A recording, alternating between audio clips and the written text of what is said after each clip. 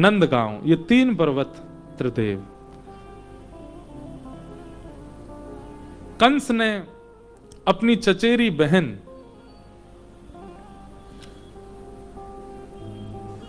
देवकी का विवाह सूरसेन राजा के पुत्र वसुदेव जी के साथ किया। अपनी बहन को विदा करने के लिए स्वयं जा रहा था, तभी आकाशवाणी हो गई, इन्हीं का 8वां गर्भ तेरा काल होगा कंस। और ये बात सुनते ही कंस को क्रोध आया, वध करने के लिए जैसे तलवार उठा करके मारने लगा। वसुदेव जी चरणों में गिर गए, इसको मत मारो। हम वचन देते हैं जितने बालक होंगे हम सब आपको दे देंगे, बालकों से आपको पीड़ा है, इसको मत मारो। कारागृह में डाल दिया अपनी बहन को और दामाद को। 6 बालकों को कंस ने मार दिया।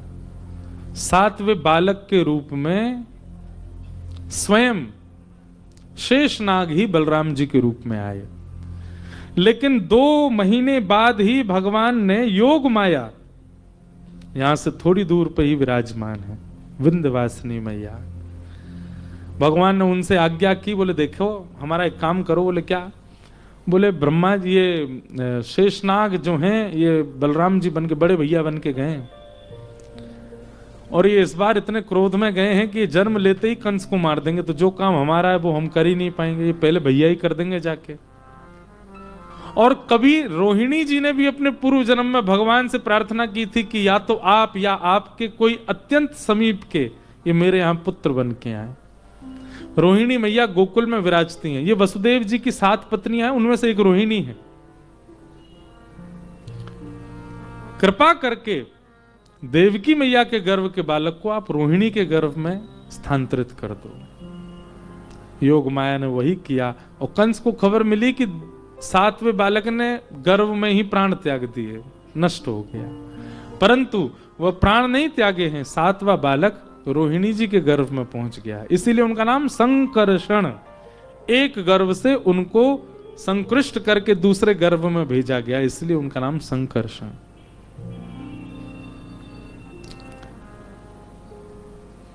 अब आ रहे हैं 8वें बालक। कंस ने सैनिक बढ़ा दिए, ताले लगवा दिए और गहरे कारागृह में पहुंचा दिया दोनों को, और सबको कह दिया याद रहे मेरा शत्रु जन्म लेने वाला है। जैसे ही ठाकुर जी गर्भ में आए हैं मैया के, मैया का रूप ऐसा हो गया है कि कंस भी जब देवकी मैया को देखता है तो कंस अपनी क्रूरता भूल जाता है। हमारा भजन हमारे जीवन में लग रहा है, ये हमारे मुखाकृति पर दिखने लगता है। जिसकी उपस्थिति से, जिसकी मुखाकृति से आपके दोष अपने आप ही शांत होने लग जाए, समझ जाना भजनानंदी व्यक्ति है। क्योंकि जिस अपने अवगुण को आप अथक प्रयास से नहीं मिटा पाए थे, उसको देखने मात्र से वो अवगुण जा रहा है, इसका मतलब उसके अंदर भजन की स्थिति है, उसके अंदर ठाकुर जी है। कंस पहले ही समझा करके आता है सब सैनिकों को, बोले मैं आजकल बहुत दयावान हो जाता हूं, देवकी को देख करके मुझ में दया आती है कि इसको खोल के निकाल दूं। मंत्री आदि बोले आप चिंता मत करो, आपके अंदर दया आएगी, हम आपको जबरदस्ती ऊपर लाके फिर क्रूर बना दिया करेंगे। कंस बोला हाँ ऐसे ध्यान रखो मेरा। कंस ज्यादा जाता भी नहीं है कारागृह में, क्यों? देवकी को देखते ही उसके अंदर प्रेम आ जाता है, उसके नेत्रों से आंसू गिरने लगते हैं। मंत्री आदि समझाते हैं माया भी बालक है, आप पे माया का जाल डाल रहा है ताकि आप दयावंत होके उसको खोल दो। कंस सब समझ रहा है। वास्तव में तो वास्तविकता यह है, ठाकुर जी जिसके चित्त में आ जाते हैं उसके सामने क्रूरता टिकी नहीं पाती, उसके सामने फिर क्रूर व्यक्ति भी सहज होने लगता है। भादों का महीना मंदम मंदम जलधारा, आकाश से मंदम मंदम जलधारा गिर रही है। ऐसा समय हो गया, ऐसी हवा बहने लगी कि सबको अत्यंत शांति का अनुभव हो रहा है। सब गहरी निद्रा में सोए हैं। आज 4-5 करवट बदलने के बाद भी जिनको नींद नहीं आती, आज उनको एक ही बार में नींद आ गई है। ऐसा समय हो गया था जिस दिन ठाकुर जी प्रकट हुए। सब गहरी निद्रा में सोए, पूरा विश्व सोया है। पवन देव मंदिराचल पर्वत के पास गए और जितनी भी चंदन के वृक्ष थे उन समस्त चंदन वृक्षों से सुगंधी अपने ऊपर समेट करके बह रहे हैं। सबको अत्यंत सुगंधी का अनुभव हो रहा है। वर्षा ने मानो मंदम मंदम जल धरा से पूरी पृथ्वी को पवित्र किया। ठाकुर जी आने वाले हैं। सब गहरी निद्रा में सोए हैं, केवल दो लोग जागे हैं, वसुदेव और देवकी। और जैसे ही अर्धरात्रि हुई, बिल्कुल मध्यस्थ चंद्रमा जैसे हुए हैं, कंस के कारागृह में देवकी मैया के गर्भ से एक दिव्य तेज पुंज प्रकट हुआ और शंख चक्र गदा पद्म धारण करके साक्षात हरि नारायण प्रकट हुए हैं। बोलो बाल कृष्ण लाल की जय। आप लोग धीरे जय इसलिए बोल रहे हो कि कंस उठ ना जाए। बोलो बाल कृष्ण लाल की जय। वाह,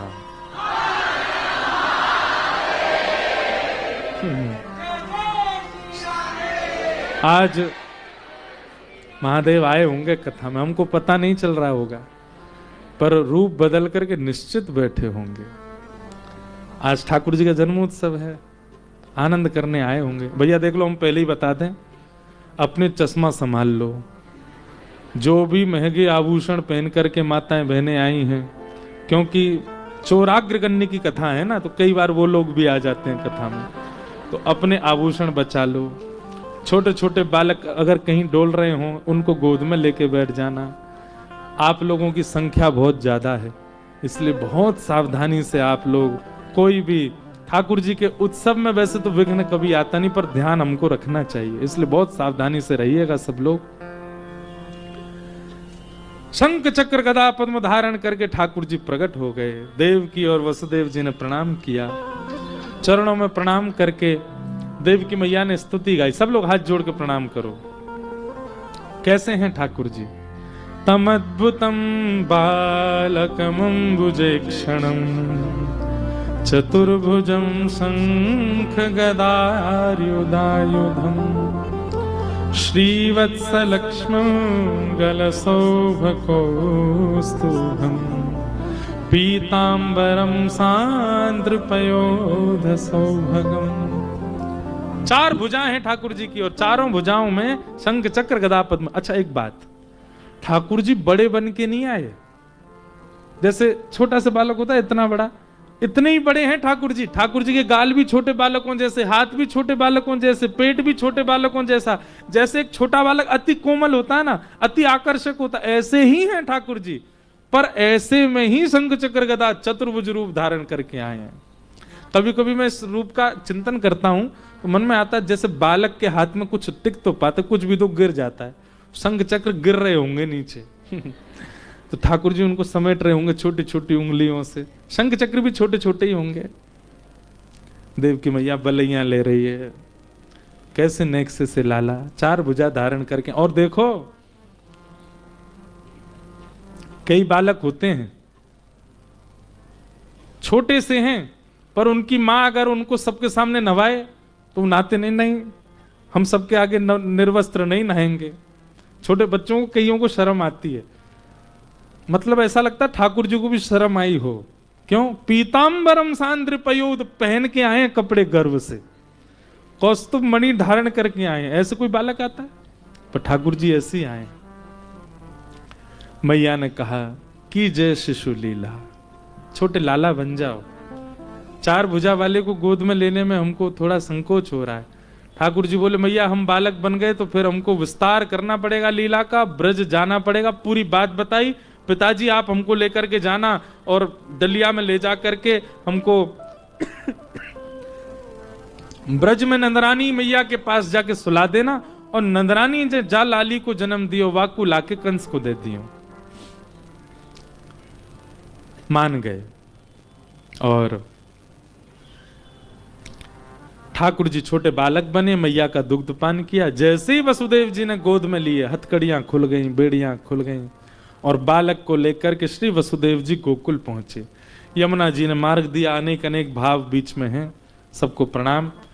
गोकुल में जाकर के यशोदा मैया के बगल में लाला सुवाई दिए और लाली को ला करके महाराज कंस को प्रदान कर दिया। जैसे ही कंस ने बालिका को देखा, पृथ्वी पर पटका, अष्टभुजी देवी भद्रकाली प्रकट हो गई आकाश में। बोला अष्टभुजी मैया की। ये मैया भी विंध्याचल में विराजमान है। परसों तरसों हमारे विंध्याचल के सब पुजारी लोग आए थे कथा में, विंध्यवासिनी मैया के सेवक बुलाने, बोले महाराज जी आ जाओ, पास में ही है।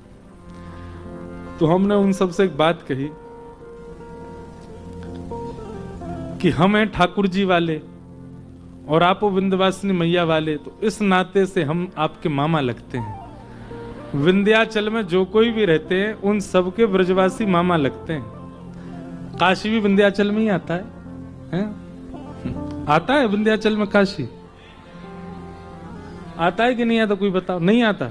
हाँ, तो आपके मामा नहीं है हम, लेकिन विंध्याचल वालों के एक प्रकार से ब्रजवासी मामा लगे। क्यों? ठाकुर जी की बहन है विंध्यवासिनी मैया, ठाकुर जी मामा, तो ठाकुर जी के सबरे जन भी मामा। ऐसी अष्टभुजी देवी प्रकट हो गई। कंस को कहा हम जैसे निर्दोष बालकों को मारते हो, जिससे तुम बच करके भाग रहे हो, तुम्हारे शत्रु ने तो जन्म ले लिया 84 कोस के भीतर।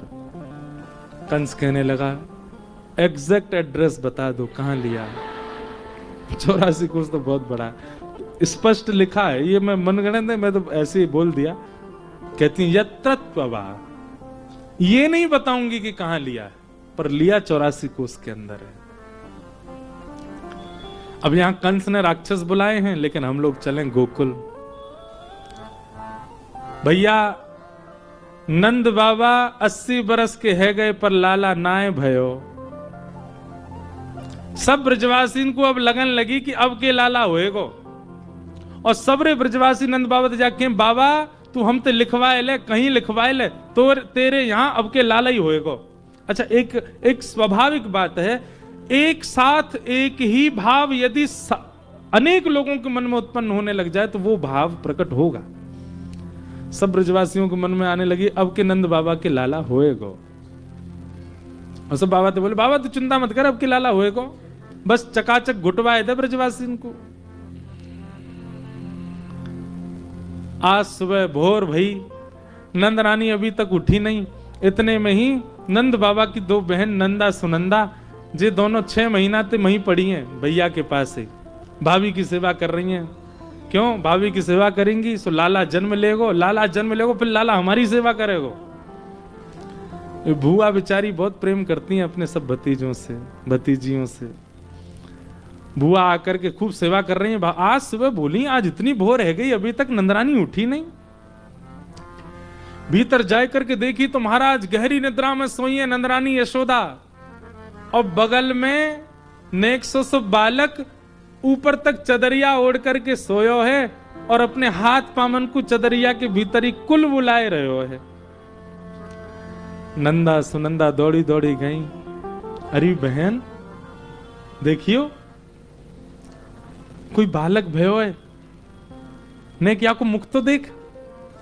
नेक चदरिया हटाई सो मुखमंडल दिखाई दो, नीलमणि जैसा मुख कमल, और उसमें भी ठाकुर जी के। हमारी आंखें बंधु यहां तक है, पर एक बात, एक हमने ठाकुर जी तो नहीं देखे, पर एक बात पता है, ठाकुर जी के जो नेत्र का अंतिम छोड़ है ना, ये कान तक जाता है, थोड़े दूर तक जाते हैं, और वही इतने सुंदर है कि देख करके सब आनंदित हो जाएं।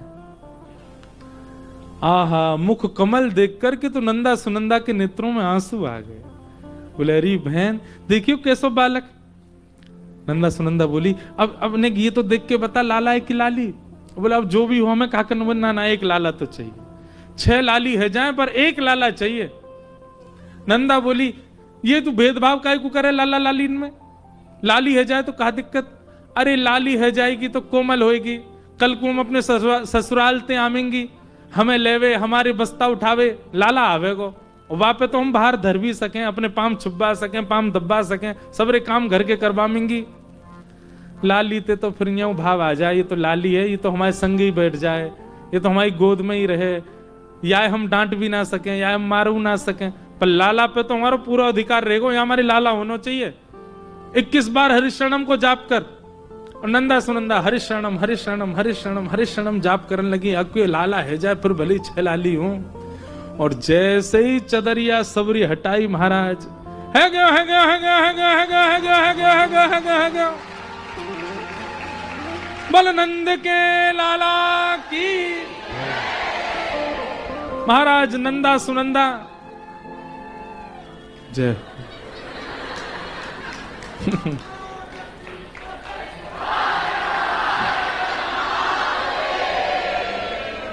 यहाँ पे बंगाल से भी आए हैं श्रोता हैं। लेकिन आपकी बधाई सुन के ठाकुर जी कह रहे होंगे अमी बूझते पारो ना। भाई हमको तो समझ नहीं आया। जय हो। अब महाराज नंदा सुनंदा ने एक दूसरे को मोहबंद किया, इतनी आनंद में भर गई, बोले सबसे पहले ये खबर नंद बाबा को सुनाएंगी।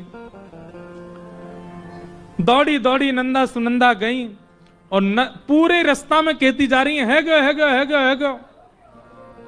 अब तो सब ब्रजवासी बोले कहा भयो? बोले अब तो है गयो। बोले भयो कहा? बोले है गयो। सब ब्रजवासी भी सुनने के लिए भयो का पीछे पीछे दौड़े। तो गौशाला में नंद बाबा बैठे और नंदा सुनंदा ने जाके कर गई भैया अब तो है गयो। रोने लगी, लिपट गई भैया से। बोले अरे बता तो कहा भयो? सब ब्रजवासी बोले हम भी वही पूछ रहे हैं कहा भयो? पूरे ब्रज में हल्ला कर आई है गयो है गयो। हजारों ब्रजवासी इकट्ठे हो गए।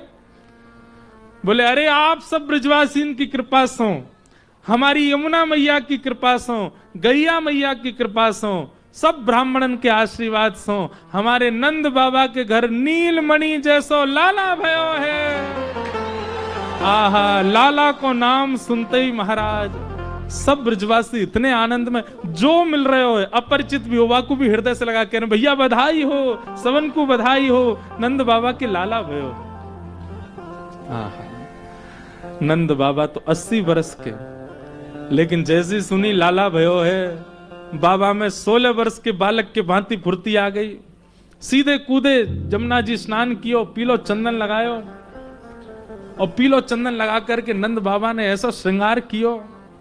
पूरे ब्रजमंडल में दही उड़ाई जा रही है, मक्खन उड़ाए जा रहे हैं, मिश्री लुटाई जा रही है, सब बधाई हो के नारे लगा लगा करके गा रहे हैं।